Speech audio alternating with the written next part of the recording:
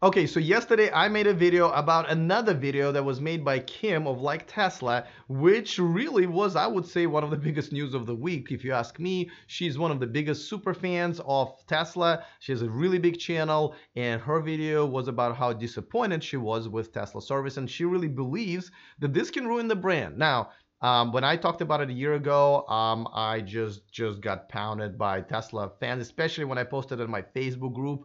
Everybody was outraged. How dare I? But when I made this video yesterday about really agreeing with her, kind of saying, yeah, I think you're catching up. Finally, a lot of people are not having good experiences. And I posted it. The feedback was very different. Especially, again, my Facebook group is usually brutal to me because they're Tesla fans and Tesla owners.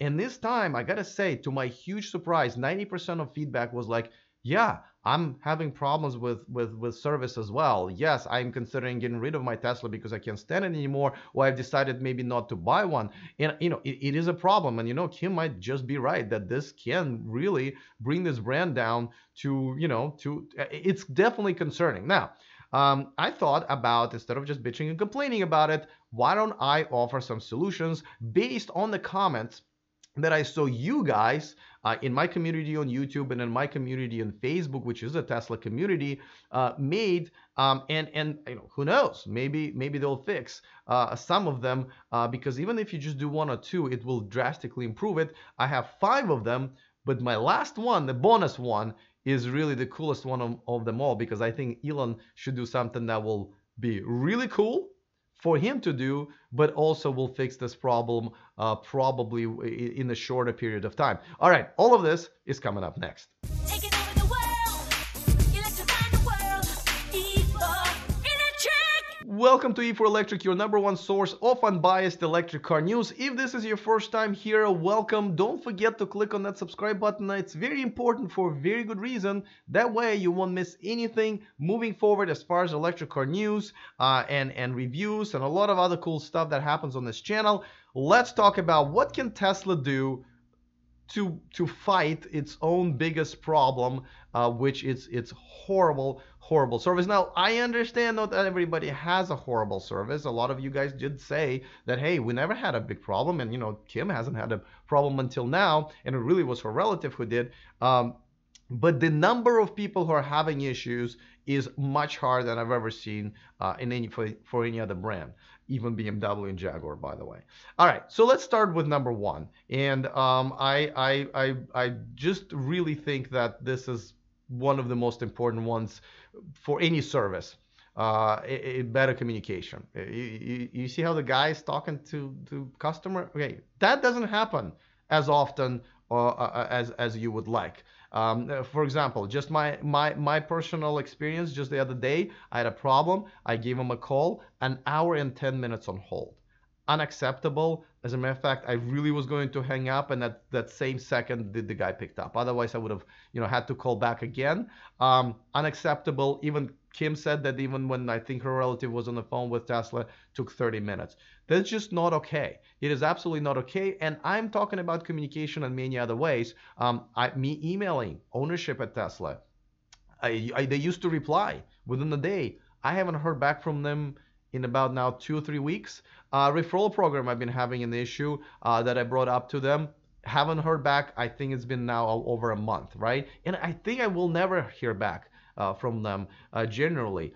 Now, when you do deal with service centers, of course, there's a better communication, but still, sometimes you wait for a day and it's like, hey, what's happening with my car? So better communication, and I think this is the easiest to fix, and I think this at least can hold everybody over, or at least make this problem maybe not as bad, while you're fixing the problems that do take time to address.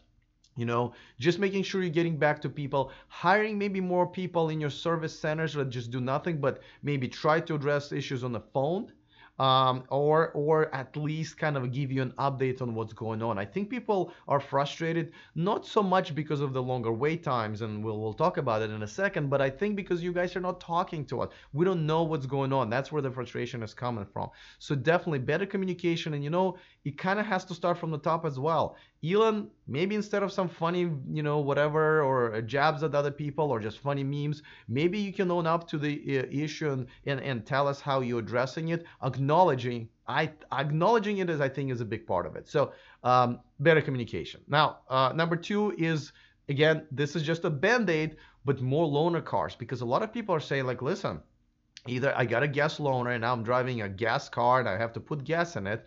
And even if they pay for your gas, nobody wants to drive a gas car. I mean, there's a good reason why you spend money on owning a Tesla. But secondly, a lot of times, myself included, you can even make an appointment without them saying, well, we don't have a loaner for you, so you want to walk home. I think that's an issue. And you'll be without your car for a while. So driving home is really only a tiny little inconvenience compared to what are you going to do after that.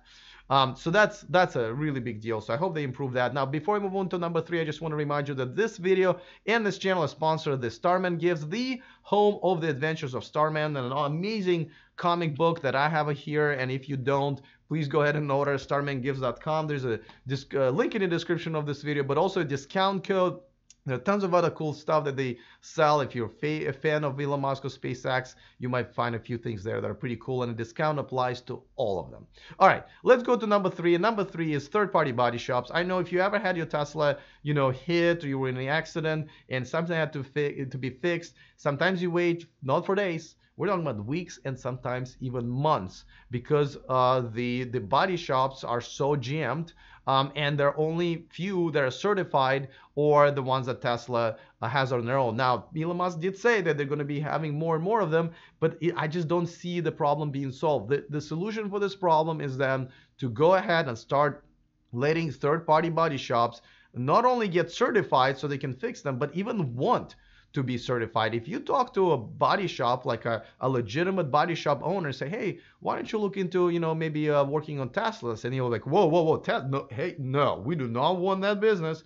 And if you ask them why, and they will always tell you off record that, listen, they are really strict. They want a lot of money. They don't see profitability sometimes, but also the way how they know they'll have to deal with Tesla and getting the specs and getting the parts and all of that stuff is so unacceptable to them. They don't see any profit, or they don't want to deal with them. And don't forget, even if Tesla is, taking their sweet time getting parts, that your car is sitting on their parking lot and they only have so much space. Your car is literally draining them of money, because that's a parking spot, and a lot of times they have to put them all inside to make sure that your car does not get broken into.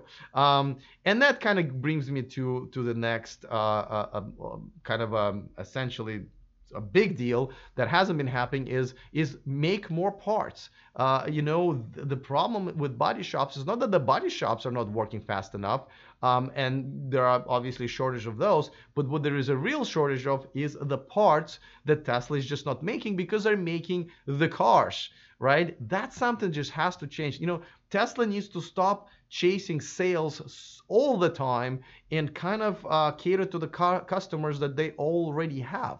Because, once you sell the car, there's still ownership experience you have to worry about. And, the same thing goes, if I go back to the loaner cars, more loaner cars, I meant not less of them, because they just sold like the entire inventory of them, trying to make, Q4 results. And by meeting the expectations or catering to the Wall Street, they really just put so much more strain on their actual existing customers. And that's just not cool. All right, let's look for the number 5, which is more service centers. I think it's an obvious one, but these service centers are really not that hard to acquire. I mean, you can start acquiring existing, either body shops or service centers that are already like going out of business or whatever. But either way, or they can expand the ones that they have, and they've done that before.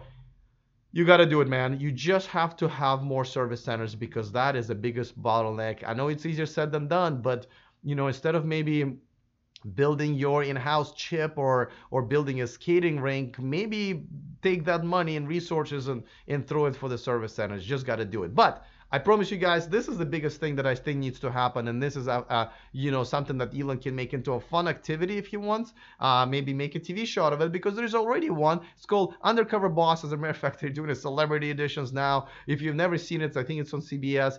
Basically, a CEO of the company goes undercover and basically performs a job as, if it's the CEO of McDonald's, they'll go and flip burgers and see what it's like to be, among the employees. Now, I think what Elon can do is he can actually do it the other way around, and actually maybe go into disguise and buy and own a Tesla without people knowing that it's him. All right.